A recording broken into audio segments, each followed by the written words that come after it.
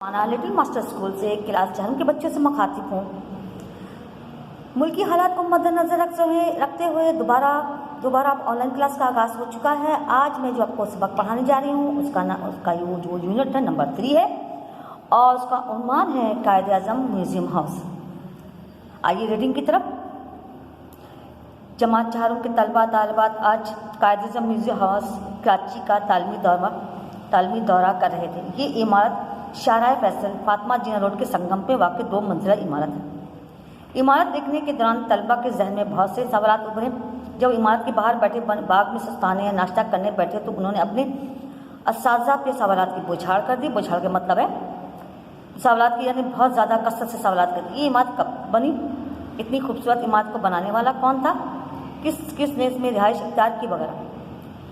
इस पैराग्राफ में चारों के बच्चे तालीमी दौरे पर कायद-ए-आज़म म्यूज़ियम हाउस गए और उन्होंने अपने टीचर से सवालात की बौछार कर दिए।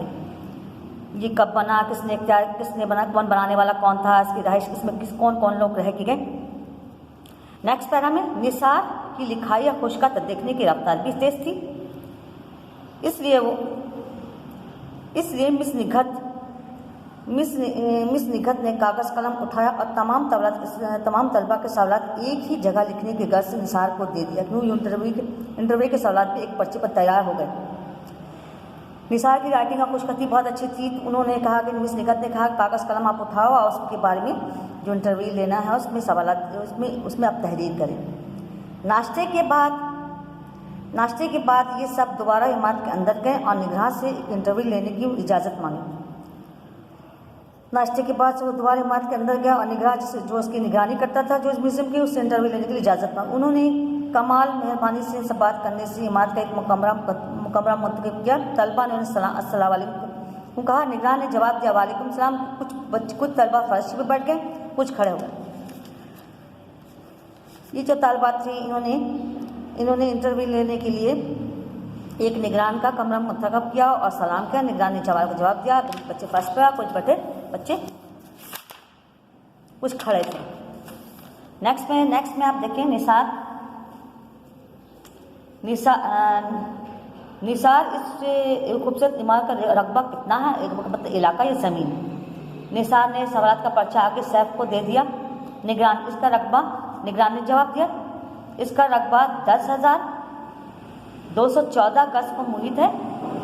सैफ इस इमारत का मीमार यानी बनाने वाला कौन है? सैफ ने सवालात का पर्चा इशाल की तरफ बढ़ा दिया।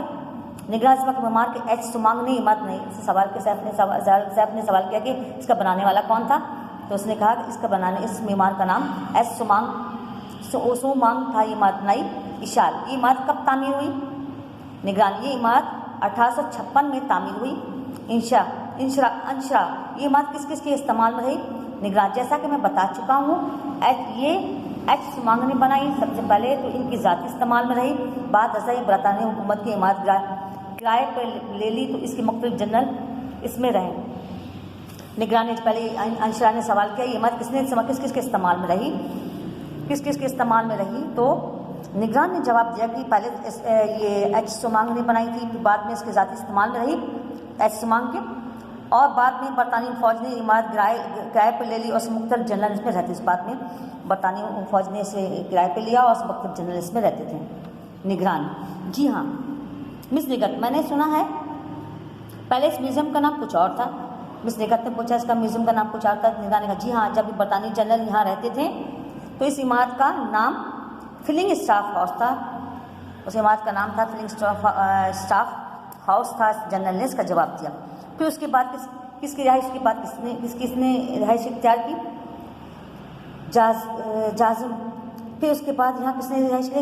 निगरान जी बेटा मैं आपको बताने ही वाला था।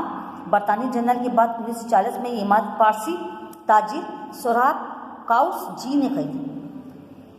जनरल से भी जाजिम ने जब सवाल किया कि रिहाइश किसने इख्तियार की, जनरल ने जवाब दिया 1940 में इमारत पारसी जिसका नाम सोहराब काउस ने खरीदी थी।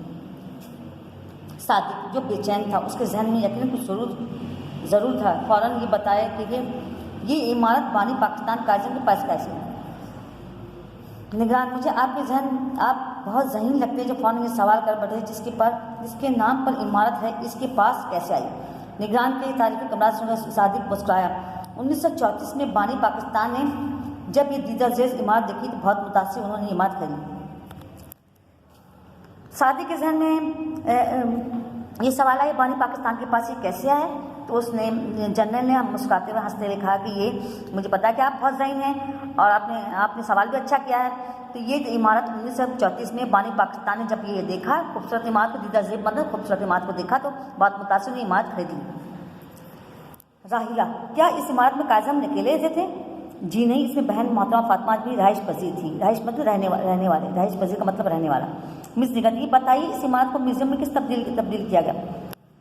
राहिला ने सवाल किया काज़म भी अकेले रहते थे, तो उन्होंने कहा नहीं, मोहतरमा फातिमा की बहन भी, छोटी बहन जो थी इनकी, वो भी इनके साथ रहती थी। मिस निगत, ये बताइए इस इमारत को म्यूजियम में किस तरह तब्दील किया? मिस निगत ने पूछा कि इस इमारत को म्यूजियम में किस तरह तब्दील किया गया? निगरान ने जवाब दिया, जनाब 1964 में तक ये इमारत रिहाइश के लिए इस्तेमाल होती रही, लेकिन बाद में हुकूमत पाकिस्तान ने ये इमारत को ट्रस्टी ऑफ जिना से खरीद कर से कौमी वर्षा दे दिया। कौमी वर्षा मतलब कौम की मलकियत, और उसे काज़म म्यूजियम हाउस का नाम देकर 1993 में आवाम के लिए खोल दिया।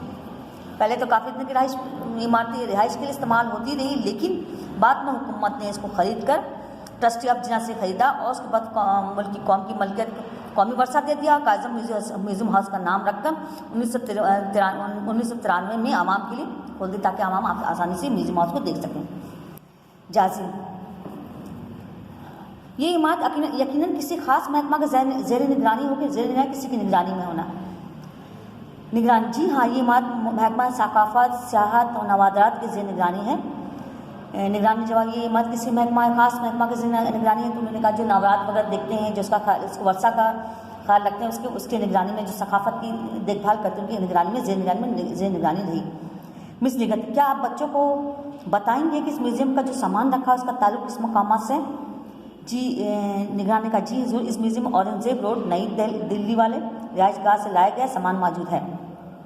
उन्होंने कहा कि हाँ, मैं बताऊंगा कि ये जो म्यूज़ियम में जो सामान है औरंगजेब रोड और नई दिल्ली वाले दिल्ली वाले रिहाइश गाह से काज़म की रिहाइश गाह से लाया गया सामान मौजूद है, जिसमें कश्मीरी फन से मुज़य्यन हाथीदार से बने टेबल लैंप और इंसान की नफिस कराकरी शामिल है।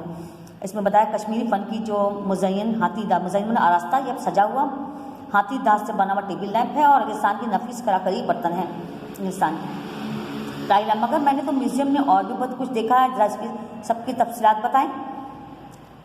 निगरान, जी बेटा, मैं इस म्यूज़ियम में बानी पाकिस्तान के तारीफी कार्ड, काफूर की लकड़ी की बॉक्स, सोफ़े, कुर्सियाँ, टेलीफोन, कुरान पाक के नुस्खे, डाइनिंग टेबल, संदल की लकड़ी की सिगार की बॉक्स भी शामिल है। सिगार मतलब सिगरेट की तरह से होता है और से पीते हैं सिगरेट। तो इसने राहिला ने पूछा, म्यूज़ियम में बहुत कुछ देखा है, और मज़ीद तफसीलात बताइए। निगरान, जी बेटा, म्यूज़ियम में बानी पाकिस्तान के तारीफी कार्ड है और काफूर की लकड़ी के बॉक्स है। काफूर जो होते हैं, एक काफूर दवाई मेडिसिन होती है और उसकी लकड़ी की बॉक्स है। और सोफ़े हैं, कुर्सियाँ हैं, टेलीफोन है, कुरान पाक के नुस्खे हैं और डाइनिंग टेबल है। संदर की लकड़ी की सिगार की बॉक्स, संदर की लकड़ी जो खुशबूदार होती है उसकी लकड़ी की बॉक्स, सिगार की बॉक्स है। सर, ये बताइए इमारत में कमरों के अलावा और क्या क्या है?